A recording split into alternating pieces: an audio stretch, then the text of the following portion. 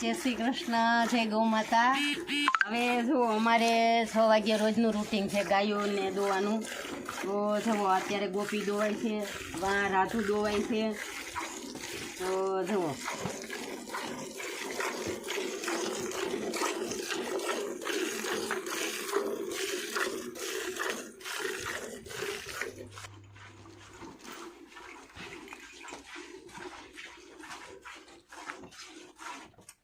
હા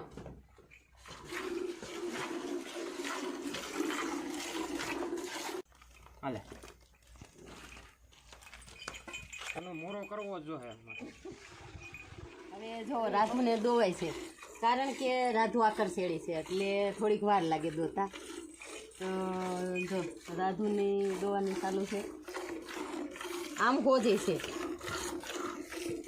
ગમે એટલો ટાઈમ લાગે એને કાંઈ નહીં, દોઈ લ્યો તમે, પણ આકર શેડી રહી એટલે વાર લાગે દોતા.